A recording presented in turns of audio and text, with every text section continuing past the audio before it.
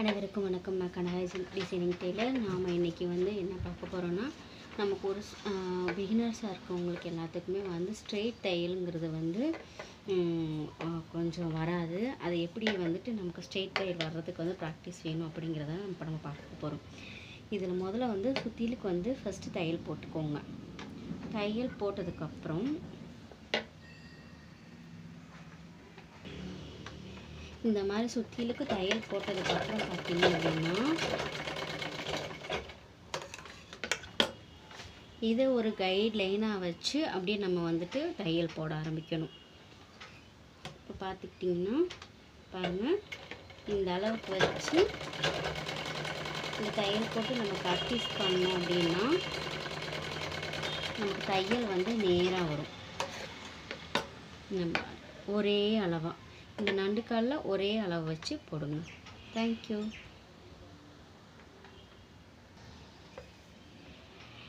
இப்படி நீங்கள் போடுறப்ப உங்களுக்கு தையல் நேராக வரும்.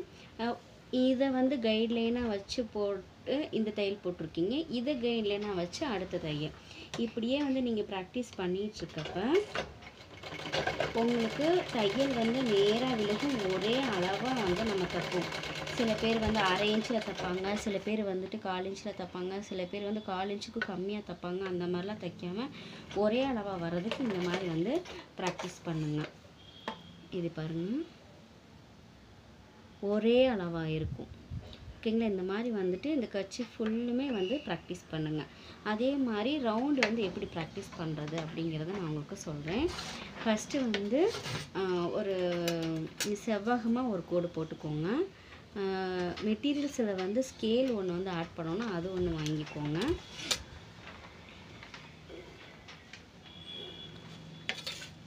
இந்த மாதிரி சதுரமாக ஒரு கோட் போட்டுட்டு ஒரு வளைவு, இந்த மாதிரி வளைவு போட்டுக்கோங்க. வளைவு போட்டு வளைவு போடுறப்ப நமக்கு ரொம்ப கவனிக்க வேண்டிய விஷயம் என்னென்னா, அங்கே நம்ம நிப்பாட்டி தான் போடணும். இந்த மாதிரி நிப்பாட்டி நண்டுக்காலை தூக்கி விட்டு மறுபடியும் 2 தையல், மறுபடியும் நிப்பாட்டி மறுபடியும் 2 தையல், மறுபடியும் நிப்பாட்டி. இதுதான் டெக்னிக்கல். இது யாரும் ஃபாலோ பண்ண மாட்டேங்கிறாங்க.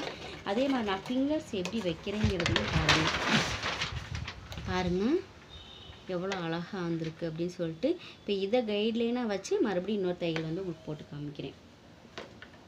அதுக்கு பக்கத்துலேயே வச்சு இங்கே பாருங்கள், இந்த நடுக்கால் ஒட்டி இருக்குது பார்த்தீங்களா அந்த தையல். அந்த தையல் வர்றப்ப உங்களோட ஃபிங்கர்ஸ் இப்படி இருக்கணும். இப்படி பிடிக்காதீங்க. இப்படி பிடிச்சிங்க அப்படின்னு சொன்னால் உங்களுக்கு லூஸ் விழுகும், பெண்டு கரெக்டாக வராது. ஓகேங்களா? அதனால் இப்படி பிடிச்சிக்கோங்க. இப்படி பிடிக்கிறப்ப நம்ம தையல் அழகாக விழுகும்.